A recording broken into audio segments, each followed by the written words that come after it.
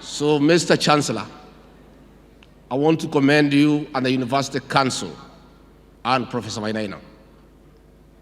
Last year, early this year, before the new administration came in, the lords of impunity, state capture, conflict of interest, and land grabbers intimidated the council and the vice-chancellor to allow the grabbing of Kenyatta University land.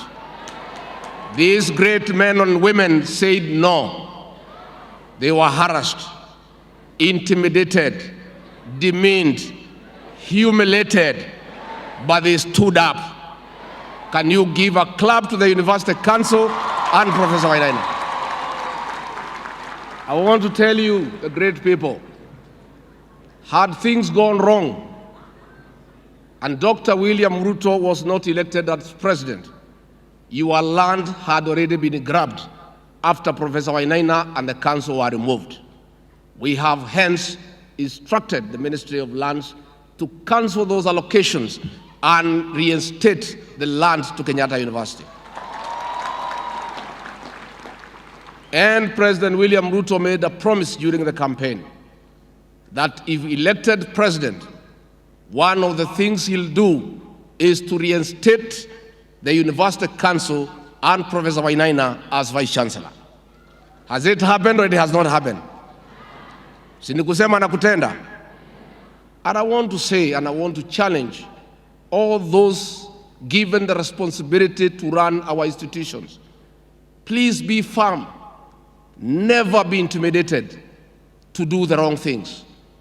Professor Wainaina refused impunity. He refused to cooperate in allowing people in the previous administration to grab land for this university. He paid the ultimate price.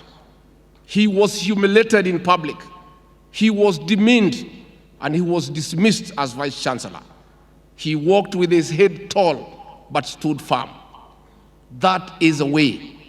Never again in this country, in our government, will any officer of government, from president going downward, will ever again humiliate a professor before his children and his students and his lecturers. It is wrong. It's unacceptable.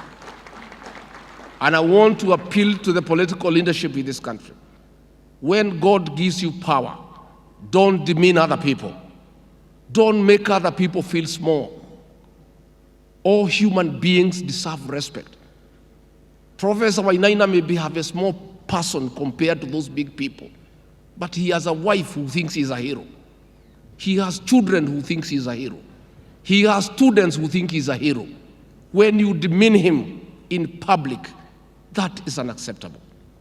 Professor Wainaina and the Senate, on behalf of the government of the Republic of Kenya and the political leadership, we want to apologize to you and your family and the Kenyatta University fraternity for the humiliation that you are accorded for standing firm to refuse the land of Kenyatta University to be grabbed.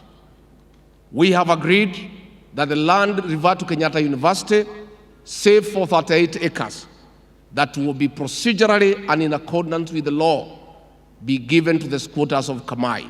The rest of the land remains for Kenyatta University and must be preserved as such for the university and for posterity.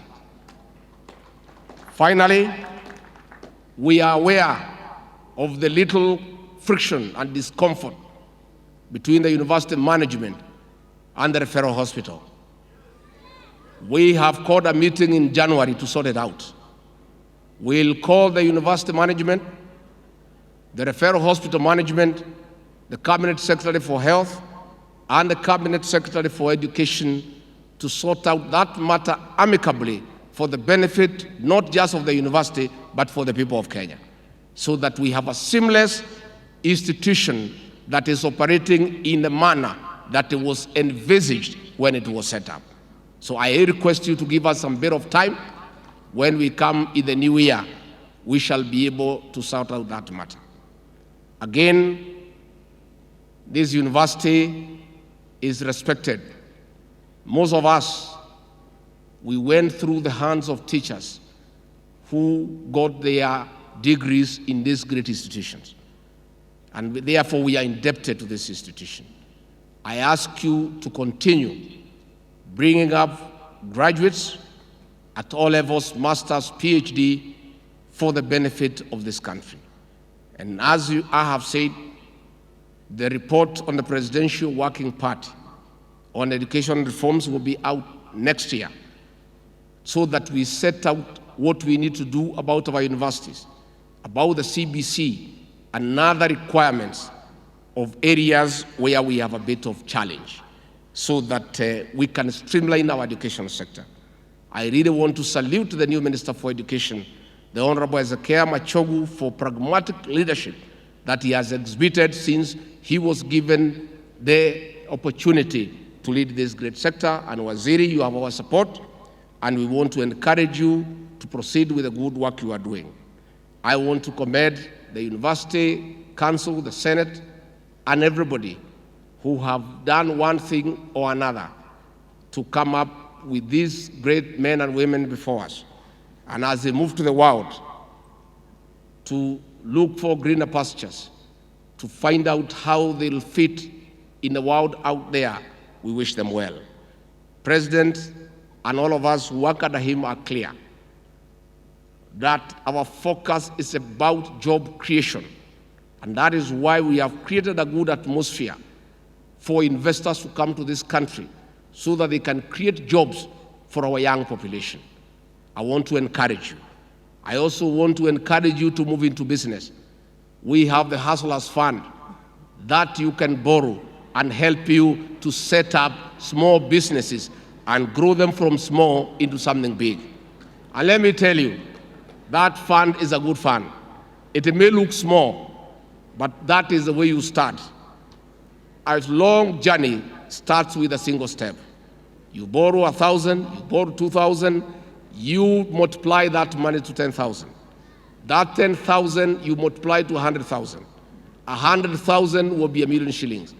Progressively, one day, you will be a billionaire. So we want to encourage you to get into enterprise.